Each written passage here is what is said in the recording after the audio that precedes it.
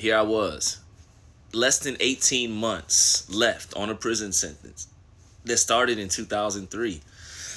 I originally was sentenced to 144 years, all suspended but 19, and I did not think that I was going to be able to come home. And I had lived quite the experience and journey while being incarcerated, from being physically attacked, someone having a mental or psychotic episode and attempting to unalive me by watching friends lose their life prior to them coming home. Whatever it was, I had seen it. I had seen it on this bid. I was traumatized, but it was coming to an end. The nightmare was almost over. But like I was saying previously, my anxiety was going up. It was time to make the necessary adjustments and choices needed to go home and be successful going forward. And one of the things that me and my companion at the time, April, as I've now been discussing her in the story, we're trying to figure out is, are we going to get married before I come home from prison? That was the big discussion. Now, what we had decided was it would be smart to wait because I had been incarcerated for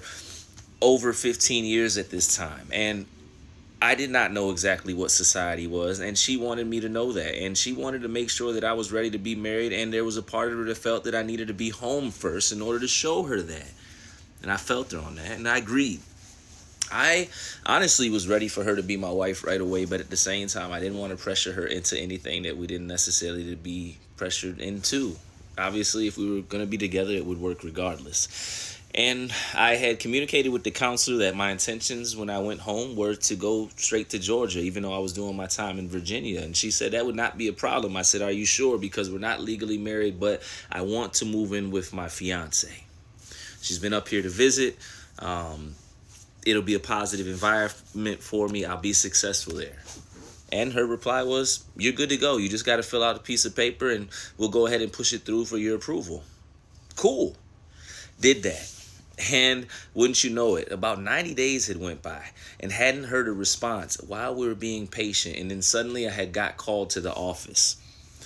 Mr. Willers, got some bad news. You're not going to be able to go to Georgia directly because she's not your spouse. She's not immediate family, and it's against the law, or against our policy anyways, to directly allow an individual to have an interstate compact to another state without them having immediate family there. I looked at her, I said, are you serious? I've got even less time now to come up with the home plan after you told me the wrong information. I don't know what to do. Before I got frustrated and continued the conversation with her, because this counselor in specific was known for getting people locked up immediately, and not necessarily because they were doing something wrong, but just because they disagreed with her, I got out of that office as soon as I could. I took the paperwork or the refusal and I called my fiance. I remember April saying to me too immediately, it's going to be okay. We need to just do what we need to do. It was no hesitation there. I said, what do you mean? She said, let's go ahead and get married. It seems to be the right thing to do, and we're going to be doing it anyways, and you don't want to stay in Virginia. You have concerns, which I did. I did not want to stay in the Commonwealth. I wanted to come straight to Georgia because I wanted to start my life and be successful right away when I came home in my mind. So we made a decision to be married.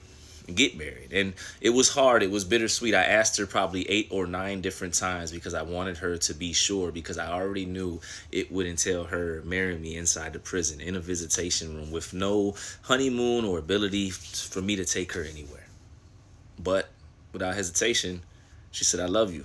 And marriage is built on the premise of for better or worse. And I believe that better times have come.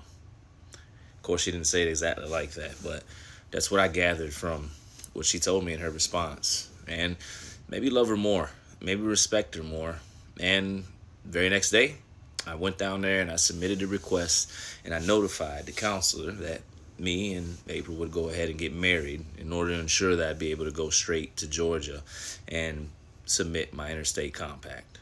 She looked at me up from her desk when I told her that. She said, are you serious? I said, yeah.